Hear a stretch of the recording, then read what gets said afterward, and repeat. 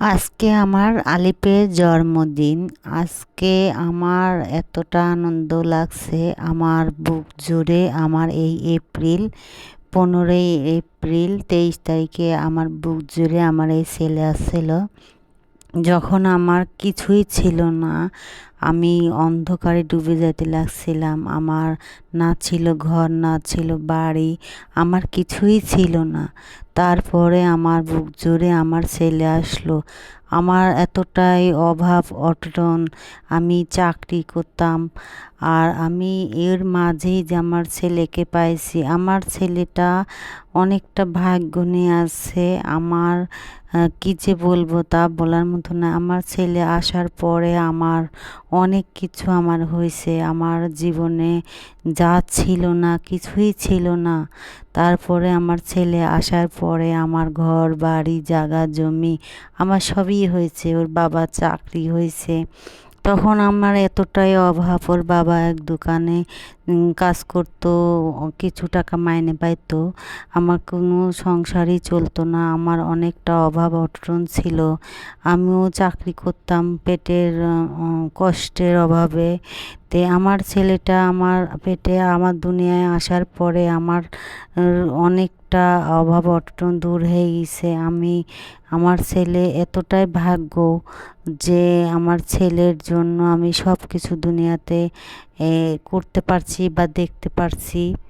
আমি কখনো ভাবি নাই যে আমার এতটা সুখ হবে, আমার এতটা আল্লাহ যে আমাকে এত রহমত ঢাইলে দেবে, আমি জীবনও ভাবি নাই।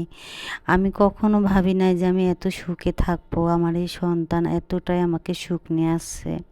আমাদের জীবনে ভালোবাসা সম্পূর্ণ ওর জন্যে আরও বেশি আমাদের এর কী যে বলবো, বলার মতো ভাষা নাই। আমাদের এতটাই সুখী, আমি অনেকটা এখন সুখী আছি। তারপরও অনেক কিছুই আমার কাছে নাই। আমার কি বলবো, বলার মতো ভাষা নাই আমার কাছে। আমার জীবন থেকে অনেক জিনিস হারিয়ে গেছে, তা আমি এখন আর বলতে চাচ্ছি না, ওটা থাক। এখন আমার ছেলের আজকে জন্মদিন। আমি কিছুটা কেনাকাটা করছি ঈশ্বরদী। আমাদের বাসা যেহেতু ঈশ্বরদী পাবনাতে, আমি পাবনাতে যাই কিছু কেনাকাটা করি। আর আমার জন্মদিনটা করার কোনো ইচ্ছে ছিল না। তারপরেও ছেলে এখন বায়না করছে। তারপরেও এখন ছেলে যেহেতু আমার একটাই ছেলে, বায়না করছে, না শুনলেও তো হয় না। তাই আমি হঠাৎ করে ওর বাবা তো ওকে মনে হয় যে কী যে কলিজার চেনেও ভালোবাসে।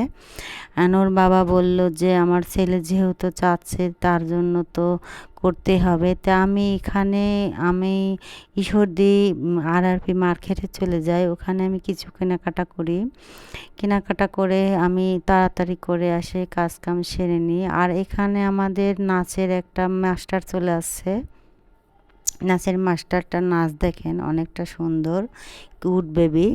তো সেখানে আমি একটু নেচে নিচ্ছি, যেহেতু আমার ছেলে বলে কথা, আমি যদি একটু না নাচি তো জন্মদিন কি পালন হয়? তা আমি একটু নেচে আনন্দ করে নিচ্ছি। এখানে আমি কি একটু মার্কেট করছি, এখানে একটু মার্কেটটা করছি পাঞ্জাবিটা দিয়ে আমি কেকটা কাটাবো। তো এখানে সবাই রেডি হয়ে গেছে প্রায়। এখানে আমার নাচুনিও আবার রেডি হয়ে গেছে। নাচুনিটাকে আপনারা তো চিনেন, আমি অনেকটা ভিডিওতে তার কিছু ভিডিও দিই।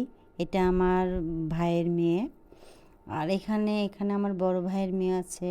আর আমি যেহেতু বড় অনুষ্ঠান করি নাই, আমি আশেপাশের কিছু আমার আত্মীয় আর আমার নিজের শ্বশুর শাশুড়ি দেওর ননদেরা এরাই।